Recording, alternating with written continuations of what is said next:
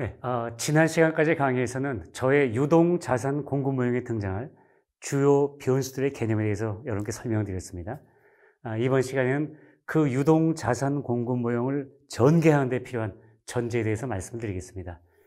강의 교재는 배선영적 금융경제학 원론 1편 3장입니다.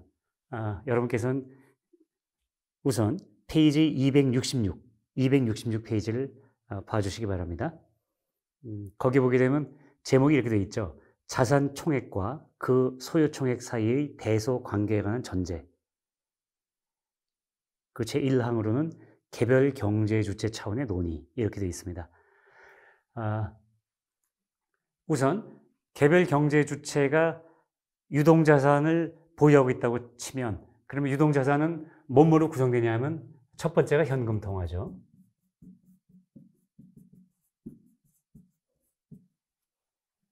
그 다음에 두 번째가 화폐성 예금입니다.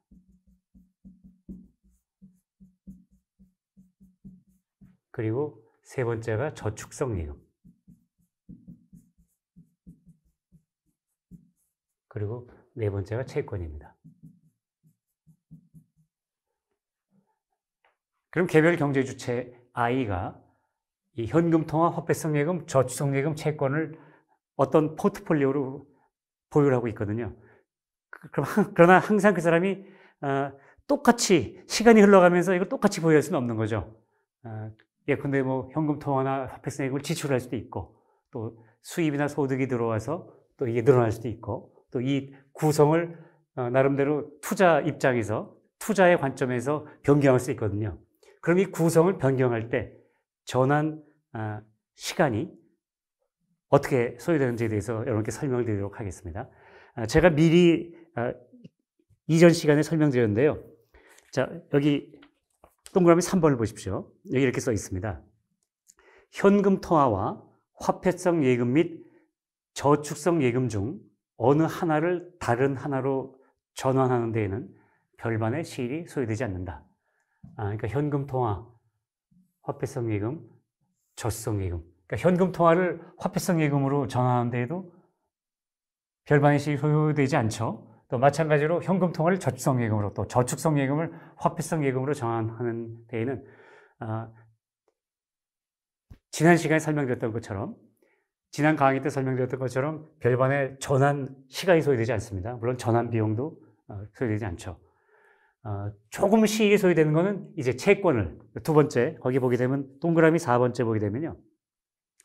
현금 통화나 화폐성 예금을 채권으로 전환하거나 그러니까 현금 통화나 화폐성 예금을 이 채권으로 전환하거나 또 역방향으로 이 채권을 현금 통화나 화폐성 예금으로 전환하는 데에는 그 수도 결제가 필요한 거죠. 그죠? 우리가 채권을 매매할 때 채권을 쉽게 말하면 채권을 팔거나 사는 건데요.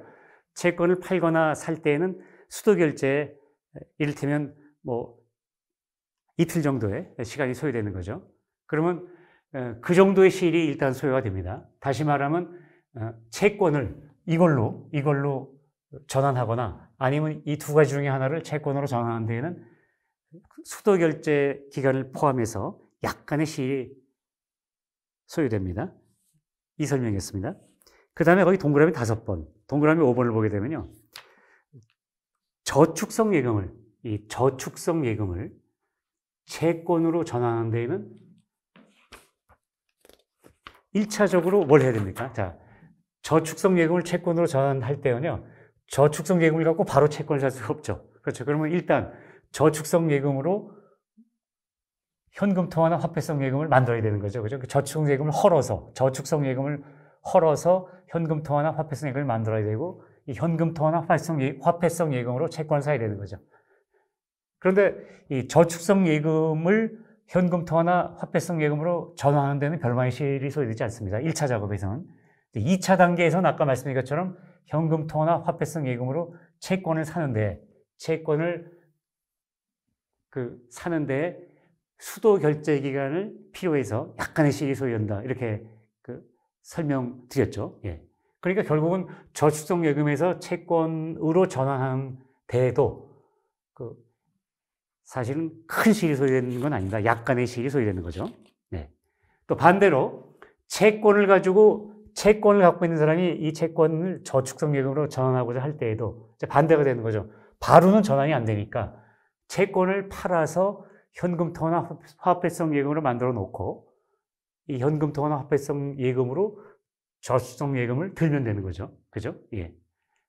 그렇게 되면은 여기서 일로 가는 데에는 수도 결제 기간을 포함해서 약간의 시일이 소요되고, 일단 얘로 바꾼 다음에는 여기서 저축성 예금으로 가는 데는 별방의 시일이 소요되지 않습니다.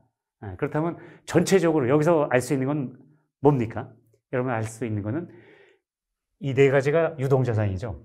유동자산의 테두리 내에서는 자기네끼리 전환하는 데 많은 시일이 소요되진 않는다. 일반적으로. 이 점을 여러분께 강조하고자 하는 겁니다. 자, 거기 동그라미 7번 267페이지입니다. 그래서 요컨대 이렇습니다. 그렇다면 유동자산으로 분류되는 네 가지 자산 사이의 전환에는 그 대상이 되는 자산들의 조합이 어떻든 별반의 시일이 소요되지 않거나 길어도 약간의 시일만 소요된다. 이것은 유동자산액의 테두리 내에서는 포트폴리오의 조정이 언제나 약간의 시일 내에 완료될 수 있다는 것을 말해준다. 네. 여러분 여기서 제가 왜 그 유동자산을 그렇게 강조해 왔는지에 대해서 이런 이유 때문에 그랬구나 하고 짐작을 할 수 있을 겁니다. 다음 항목입니다.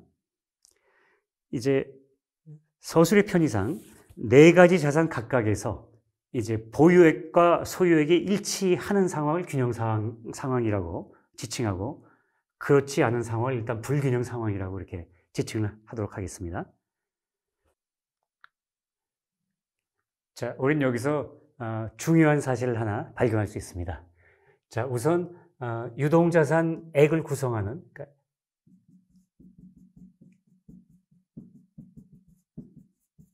현금통화액이 있고, 이거는 현금통화액, 그 다음에 화폐성 예금액,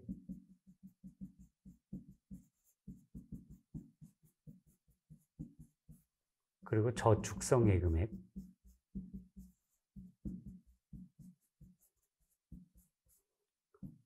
채권액.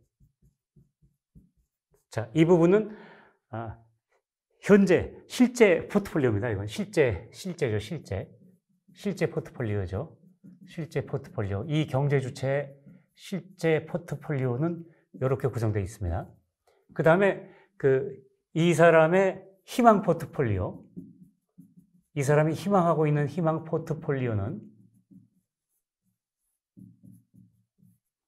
유동자산액 구성에 관한 희망 포트폴리오는 당연히 현금통화 소요액,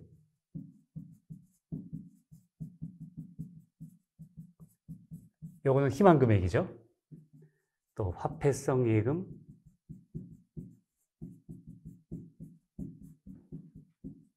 소요액, 그리고 저축성 예금,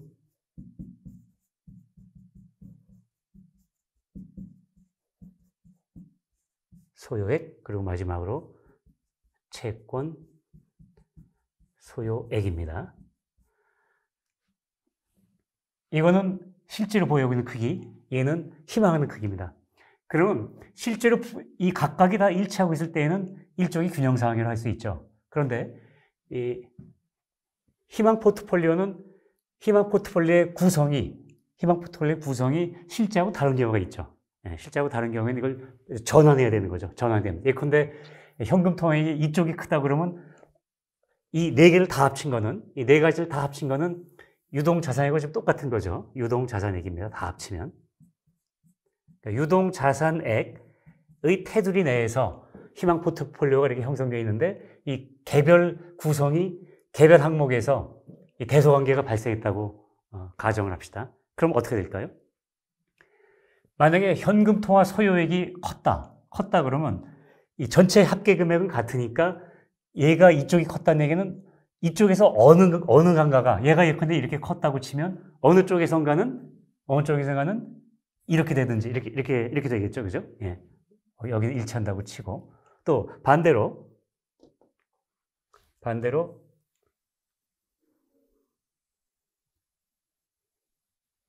네, 막 지워지네. 네. 현금 통화 지워졌나요? 현금 통화 소요액. 네.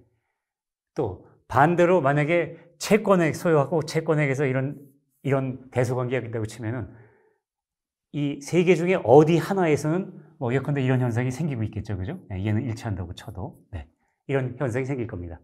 그러면 지금 이런 경우에 이 경제 주체는 현재 이런 상태에서는 어떻게 할까요? 우선은 채권액보다 채권 소유액이 적다는 얘기는 채권을 뭔가 일부 팔아야 되는 거죠. 채권을 팔아가지고 여기서는 화폐성 예금 소유액이 많으니까 채권을 팔아갖고 화폐성 예금으로 바꾸려고 하는 거죠. 예. 그런데 조금 전에 설명드린 것처럼 이 네 가지 자산 사이의 전환에는 별반의 시일이 소유되지 않거나 혹은 약간의 시일만 소유된다. 이렇게 제가 말씀드렸습니다. 그러면 개별 경제 주체 차원에서 약간의 시일만 소유되면은 이런 불균형 상태가 균형 상태로 해소가 되는 겁니다. 다시 말하면 채권 소유액이 채권액보다 작을 경우에는 채권을 팔아가지고 화폐성 예금으로 전환을 하는 거죠.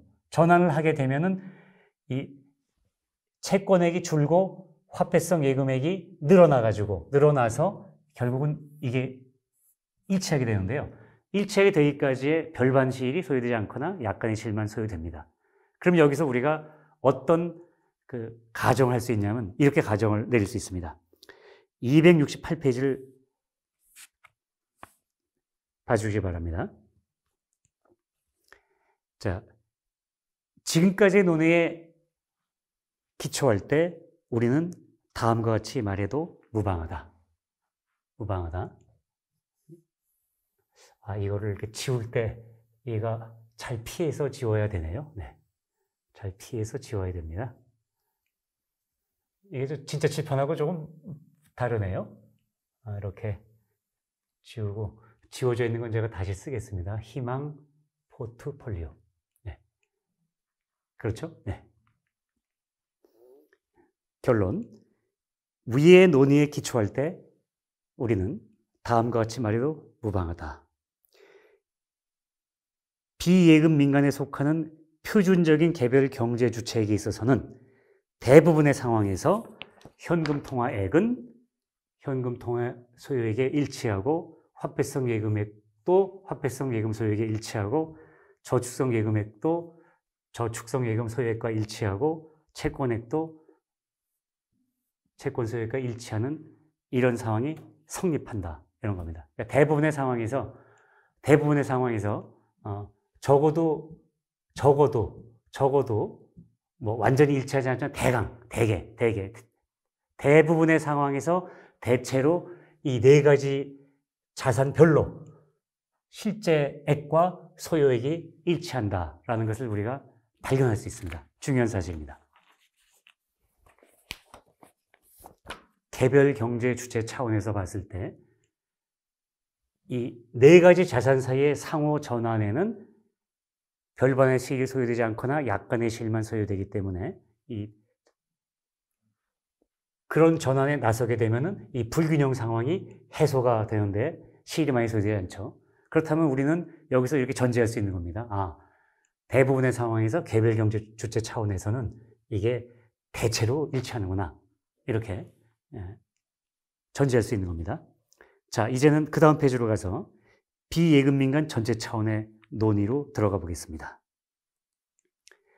자, 개별 경제 주체 차원에서는 이렇게 각 자산별로 존재액과 실제 보유액과 소유액이 대부분의 경우에 대체로 일치하는데 그러면 경제 주체 전체 차원에서는 어떻게 될까요? 경제 주체 전체 차원에서는 혹시 이게 대체로 일치하는데 더 어렵지 않을까라고 보통 그렇게 생각이 드시겠죠. 결론부터 말씀드리면 경제 주체 전체 차원, 비예금 민간 전체 차원에서는요, 이렇게 일치하는 게 더 쉬워집니다. 왜 그럴까요? 지금부터 설명을 드리겠습니다. 안 그럴 것 같은데 그렇습니다. 왜 그럴지에 대해서 설명을 드리겠습니다.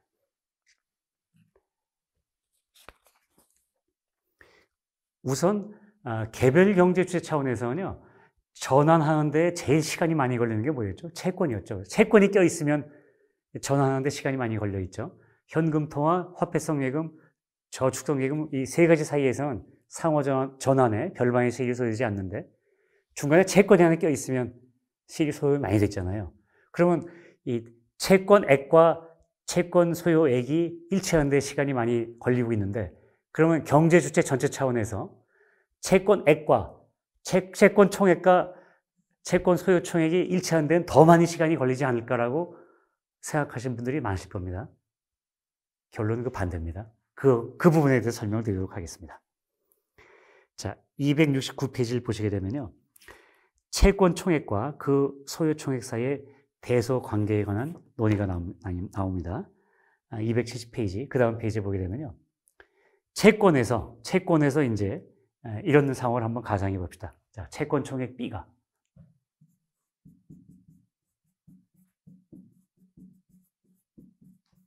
B죠. 라지 B죠. 그 다음에 채권 소요 총액이 있죠. 채권 소요 총액. 네, 비예금민간 전체 차원에서의 논의입니다. 채권 소요 총액은 BN이 되겠죠. 예, 여기서 지금 일단 한번 우리가 가상을 해봅시다. 이런 상황을. 이게 이제 큽니다. 그러니까 채권 소요 총액이 훨씬 큽니다. 현재 이런 상황입니다. 이런 상황에서 나중에 이 B와 BN이 일치하게 되는 데까지 시간이 얼마나 걸릴까? 그 점에 대해서 여러분께 지금 설명드리고 있는 겁니다. 자, 이제 이런 상황이 됐다고 치면요. 여러분 어떻습니까? 채권을 더 많이 보유하고 싶어 하는 거죠. 더 많이 보유하고 싶다는 것은 비예금민간 전체 차원에서 채권을 지금 보유하고 있는 것보다 더 많이 보유하고 싶어 하니까 채권을 그만큼 채권 시장에서 매수하려고 하는 거죠. 더 많이 매수하려고 하는 거죠. 더 많이 매수하려고 합니다. 그러면 채권 시장에서는 채권 매수 수요 총액이죠. 채권 매수 수요 총액하고 채권 매도 공급 총액 중에 어느 것이 크겠습니까? 보유를 더 많이 하려고 하니까, 있는 것보다 보유를 더 많이 하려고 하니까 이만큼을 더 사야 되지 않습니까? 더 사야 되니까 당연히 채권 매수 수요 총액이 채권 매도 공급 총액보다 커지게 됩니다. 이렇게 되면 어떻게 되죠? 이렇게 되면 채권의 시장 가격은 어떻게 됩니까? 채권의 시장 가격은 올라갑니까? 떨어집니까? 당연히 올라갑니다. 채권 시장 가격이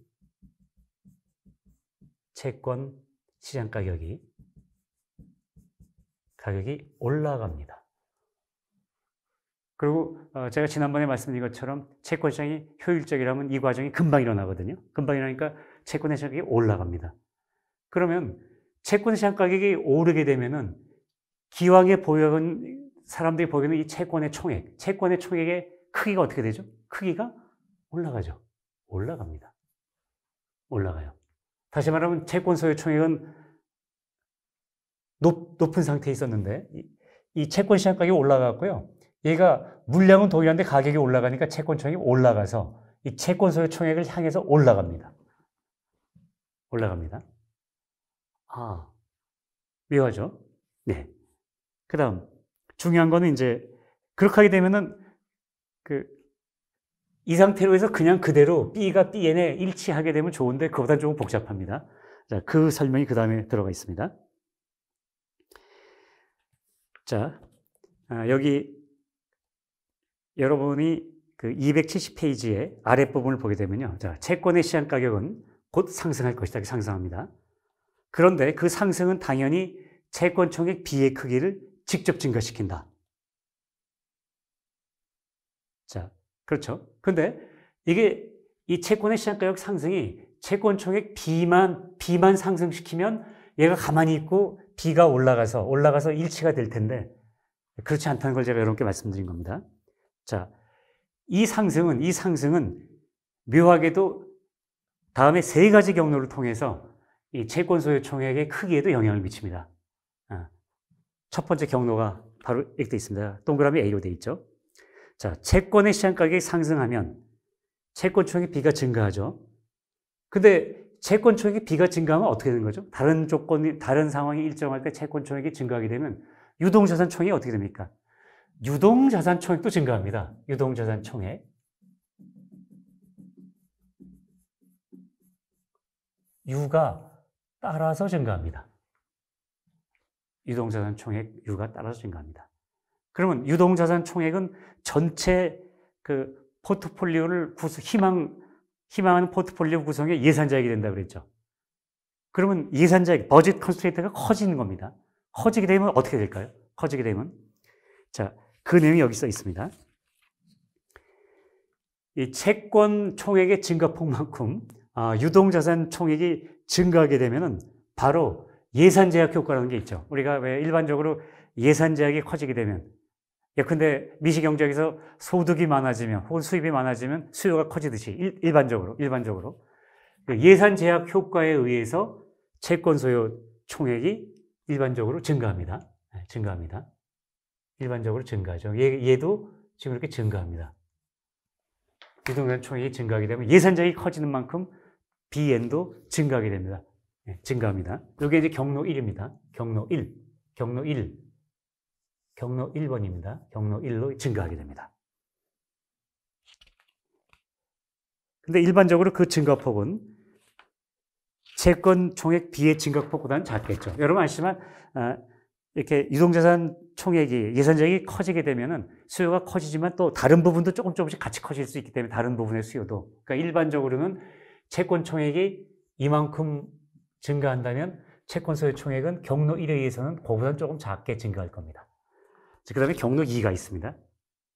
경로 2. 경로 2는 한번 보실까요? 네. 271페이지입니다.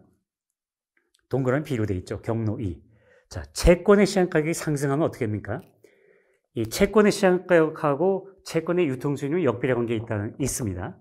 제가 다른 강의 시간 때 설명드리겠습니다만은 채권의 시장 가격과 채권의 유통 수익률과는 역비례 관계가 있습니다. 그러면 채권의 가격이 상승했다는 얘기는 채권의 유통 수익률은 하락했다는 거거든요. 이때 만약에 채권과 대체재 관계에 있는 저축성 예금에 붙는 이자율이 그대로라고 그러면 채권의 유통 수익률이 떨어졌다. 말하자면 채권에서 투자할 때 그 유통 수익률이 떨어졌다 그러면 상대적으로 저축성 예금이 더 좋아 보이는 거죠. 그러면 저축성 예금으로 옮겨 타려는 이런 욕구가 존재하게 되는 거죠. 다시 말하면 채권과 대체재 관계에 있는 저축성 예금의 이자율이 그대로 있다면 우리가 흔히 말하는 대체 효과 있죠. substitution effect. 예. 그러니까 2번째, 두 번째는 요 1번은 무슨 효과냐면 예산제약 효과입니다. 예산제약 효과. 예산제약이 커졌을 때 예산제약 효과로 이렇게 되어 있고요. 2번은 우리가 흔히 말하는 대체 효과. 대체 효과입니다. 대체 효과. 여러분 미시경제학 시간에 대체 효과 다 배우셨죠? 제가 따로 설명은 안 드리겠습니다. 이 대체 효과에 의해서 어떻게 됩니까? 채권 소유 총액이 이 대체 효과에서는 감소합니다. 감소합니다. 채권보다 저축성 예금이 더 낫네. 이렇게 해서 몇몇 사람들이 저축성 예금 쪽으로 채권 줄이고 저축성 예금을 늘리려고 하는 그 과정에서 이 대체 효과에 의해서 substitution effect라고 그러죠. 여기에 의해서 채권 소유 총액은 감소합니다. 다음 경로 3 동그라미 C입니다. 채권의 시장 가격이 상승하면 이제 가까운 장래에 그 가격이 도로 하락할 가능성이 높으므로 채권을 보유하고 있으면 자칫 시세 차손을 입을 수 있다라고 우려하는 경제 뉴스도 생깁니다. 채권 투자할 때 채권의 시장 가격의 등락을 겨냥해서 시세 차익을 겨냥하는 이런 투자자들 입장에서는요. 이런 투자자 입장에서는 채권의 시장 가격 변동이 민감하죠, 그죠? 민감합니다. 만기까지 보유하는 사람은 상관없지만 중간중간에 채권 가격이 올랐을 때 팔고 또 내려갔을 때 살려는 사람들이 이런 사람들 입장에서 보게 되면요. 지금 채권의 시장 가격이 올랐다 그러면 지금은 올라 있지만 조만간 도로 떨어질 수 있다. 그렇다면 나는 지금 채권을 가지고 있으면 손해볼 수 있다. 손해볼 수 있으니까 그러면 채권 보유량을 줄여야 되겠다. 이렇게 생각하는 사람들이 생기게 되는 거죠. 그럼 어떻게 되죠? 채권 소유 총액이 조금 줄게 됩니다. 3번. 이런 그 스페큘레이션 이펙트, 투기 효과입니다. 투기 효과. 투기 효과에 의해서 채권의 소유 총액이 이렇게 줍니다. 자, 그러면은 이 과정에 의해서 채권의 시장가격이 올라가게 되면 우선 채권 총액은 올라가고, 채권 소유 총액은 그대로 있는 것이 아니라 1의 효과에 의해서는 커지고 2의 효과에 의해서는 작아지고 3의 효과에서 작아집니다. 그럼 전체적으로는 채권 소유 총액이 어떻게 될까요? 그대로일 수 있고 올라도 약간 커질 수 있고 이 효과의 크기에 따라서 플러스 마이너스 효과가 있잖아요. 요거는 플러스고 얘는 마이너스고 얘는 마이너스 효과니까 플러스 마이너스 효과에 의해서 그대로 있거나 오히려 줄거나 증가하더라도 이 마이너스 효과가 있으니까 조금밖에 증가 안 합니다. 그러면 어떻게 되는 거죠?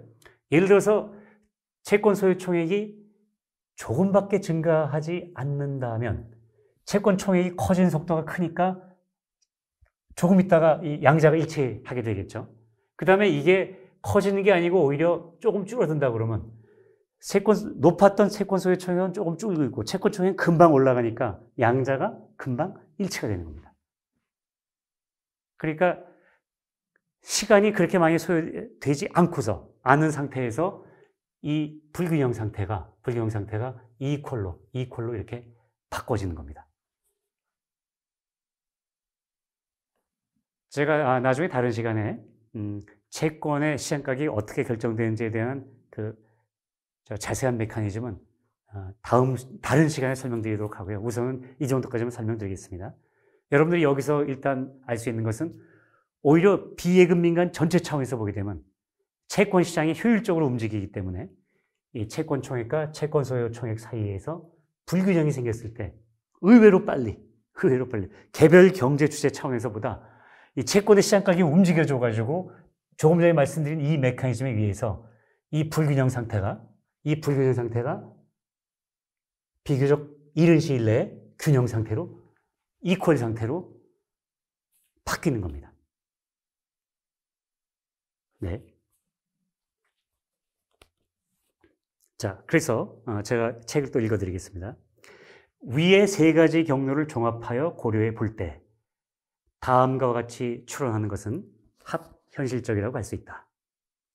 자, 채권의 시장 가격의 상승은 채권 소유 총액 BN을 증가시킬 수도 있고 감소시킬 수도 있는데 설사 증가시키더라도 그 증가폭은 채권 총액 B의 증가폭보다는 훨씬 작을 것이다.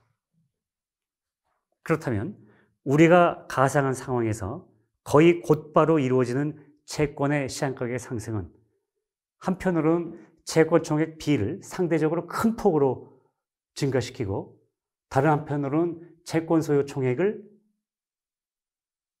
감소시키거나 상대적으로 미미하게 증가시켜 결국 이렇게 돼 있던 당초의 상황을 이런 상황으로 바꿔 놓을 것이다.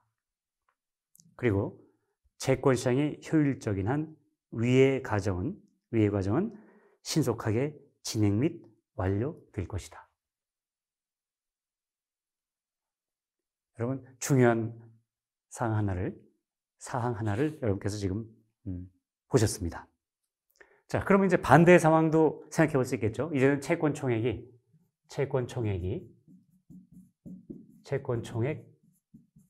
B가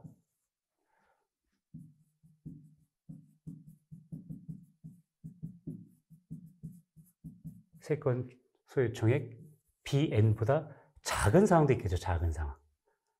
자, 실제로 보유하고 있는 채권은 이만큼인데 보유하고 있고자 하는 유동자산 총액의 태도로 인해서 보유하고 있고자 하는 채권 소유 총액의 사이즈는 이렇게 작습니다. 작으면 어떻게 되는 거죠? 이건 무슨 이야기가 어떻게 되는 거죠? 당연히 사람들이 누군가는 채권을 매도하려고 그러는 거죠. 그죠? 내가 너무 많이 갖고 있다. 그러니까 빨리 이걸 팔고 딴 걸로 바꿔야지.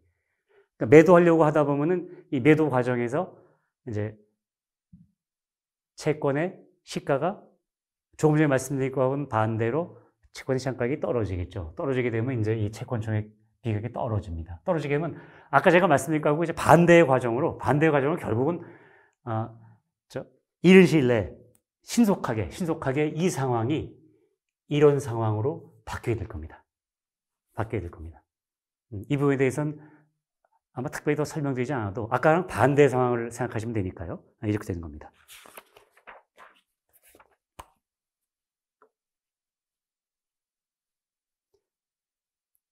자, 여기서 우리가 272페이지를 봐주시기 바랍니다. 여기서 우리는 다음과 같은 결론을 내릴 수 있습니다. 거기 이렇게 써 있습니다. 270페이지.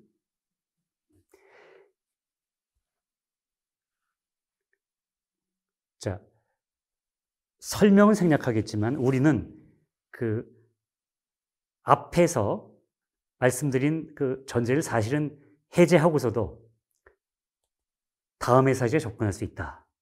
거의 매 시점에 있어서 채권 총액 B와 채권 소유 총액 B에는 대체로 일치한다. 즉 거의 매 시점에 있어서 거의란 말을 써야 되겠죠. 거의 매 시점에 있어서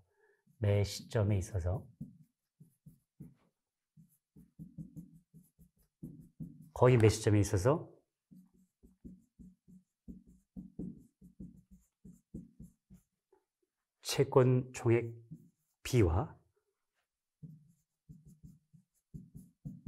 채권 소유 총액 BN 사이에는 이렇게 물결 표시를 하게 되면 이제 대체로 일치한다 이런 뜻이죠.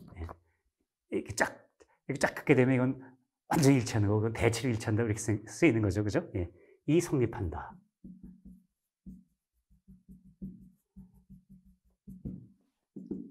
자, 비예금 민간 전체 차원의 논의에서 우선 채권 부분을 보게 되면 거의 매 시점에 있어서 B와 BN이 대체로 일치합니다. 네, 우리 이렇게 부분적으로 결론을 내릴 수 있습니다. 자, 그렇다면은 채권이 이럴진데 그 나머지 부분은 어떨까요? 채권 뺀 나머지 부분이 결국은 그 현금 통화, 화폐성 예금, 저축성 예금 아닙니까? 그러면 이거는 더 쉽죠. 아까 말씀드린 것처럼. 자,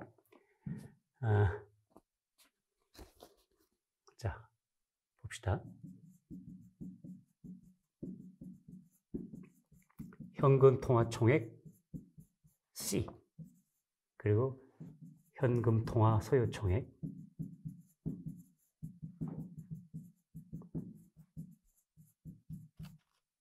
CN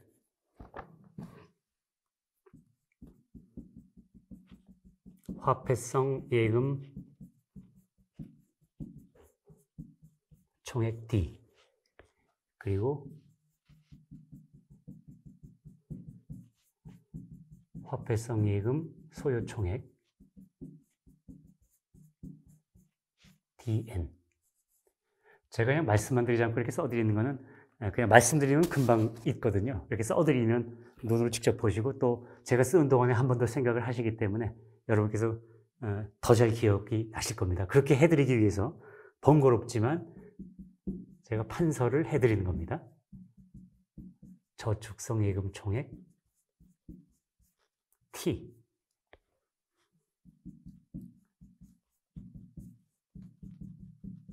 저축성 예금 소요 총액 TN 그리고 채권 총액 B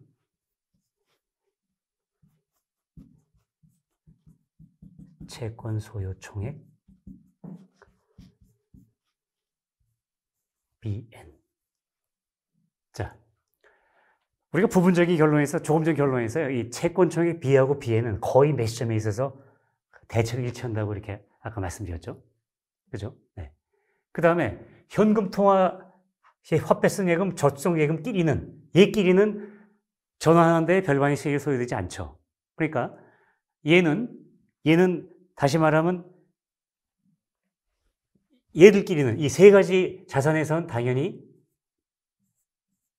거의 매시점에 있어서 이런 상황이 성립되겠죠. 그 다음에 아까 조금 전에 말씀드린 채권 총액 부분에서도 이 채권의 시장가격이, 채권 시장이 효율적이기 때문에, 효율적이라면, 그리고 우리 또 효율적이라고 지금 전제하고 있죠. 효율적이기 때문에 채권 총액과 채권 소유 총액은 채권 시장 가격의 움직임에 따라서 이런 형상이 거의 매시점에 있어서 이런 관계가 성립하게 됩니다. 그러면 결과적으로 네 가지 자산에서 다 거의 매시점에 있어서 이런 대체로 일치한 상황이 형성되는 겁니다. 네.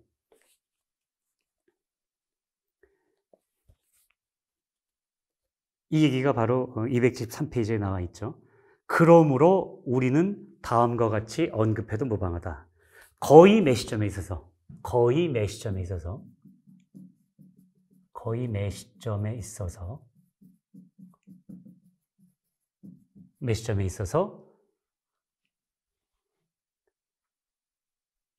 이런 관계가 성립한다 이런 얘기입니다. 이런 관계가 성립한다. 이게 일단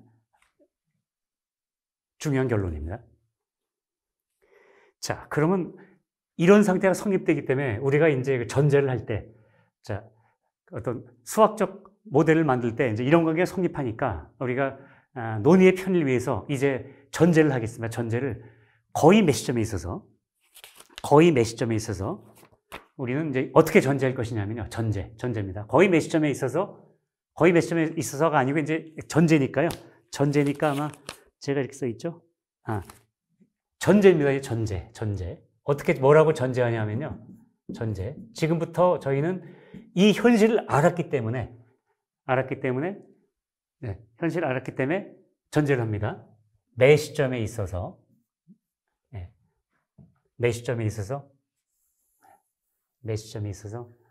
좀 쓰겠습니다. 이거를. 네. 전제는 매시점에 있어서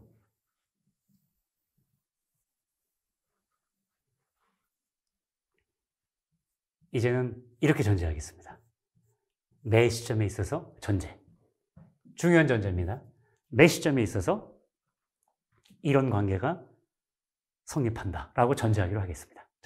매시점에 있어서 C는 CN, D는 DN, T는 TN, B는 BN. 자, 이 전제는 제가 조금 전에 설명드린 바에 따르면 현실에서 크게 벗어나지 않는 것입니다. 자, 274페이지 그 부분을 제가 읽어드리겠습니다. 그 다음 부분. 네. 이 전제는 외관상으로는 단순해 보일 것이다. 그러나 저자는 이 전제의 배후에 엄존하는 사실을 발견하게 되기까지 결코 짧지 않은 부심의 과정을 겪어야 했다. 논리적 험로를 탐사하는 고심의 과정을 말이다. 저자는 또 본편에서 지금까지 행해진 많은 서술의 절반 정도가 기실 이 전제의 타당성을 설명하기 위해 할당되었다고 해도 과언이 아닐 정도로 공도 많이 들였다. 사실 여러분 지금까지 오는 과정에서 좀 지루하다는 느낌을 받으셨을 겁니다. 무슨 이야기를 하기 위해서 저렇게 많은 변수들을 얘기를 하고 또 많은 용어들을 설명하고 이렇게 되는지에 대해서 좀 지루해하셨을 분들이 계실 겁니다. 답답하기도 하셨을 거고요. 복잡하기도 하셨을 거고. 그런데 제가 그 지금까지 서술했던 것 중에 절반 정도는 뭐를 위해서 할애한 것이냐면 바로 이 얘기를 하기 위해서 할애한 거였습니다. 그리고 제가 이거를 발견하기까지 정말 부심하고 고심했었습니다.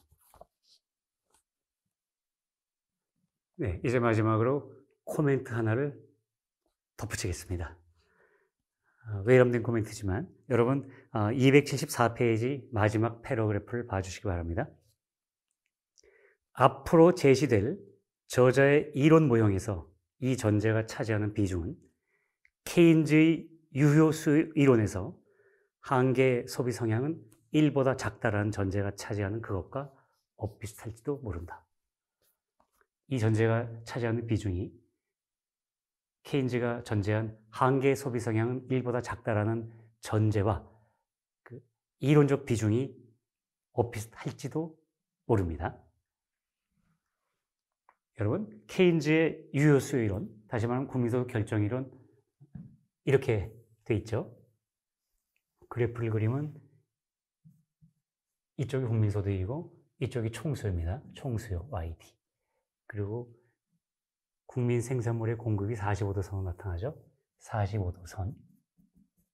이때 소비수요 어떻게 그립니까? 소비수요 이렇게 그리죠. 소비수요를 이렇게 그립니다.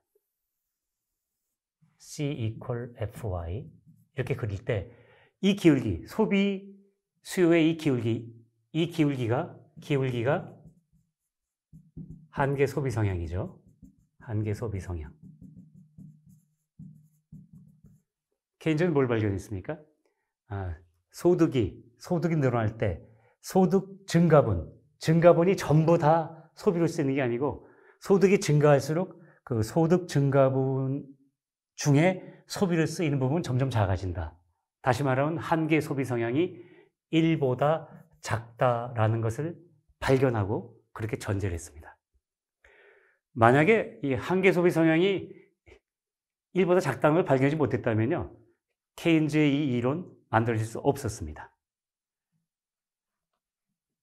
이게 1보다 작았기 때문에 여기다가 투자 수요 합치고 투자 수요를 합치죠. 투자 수요 ID를 합치고 또 정부 지출 수요 G를 합쳐가지고 그 YD 이퀄 C 플러스 YD 이퀄 C 플러스 I 플러스 G 해서 총 수요가 이렇게 나오고 총 공급이 45도 선이라서 이 지점에서 국민 소득이 결정되고 또 이렇게 그 투자 지출이 늘어났을 때 그 실제 승수 효과에 의해서 투자 지출 증가분의 몇 배에 해당하는 국민소득 증가가 있다라는 그런 승수 효과, 이런 것들은 전부 한계 소비 성향이 1보다 작기 때문에 현실에서 이루어진 일들입니다.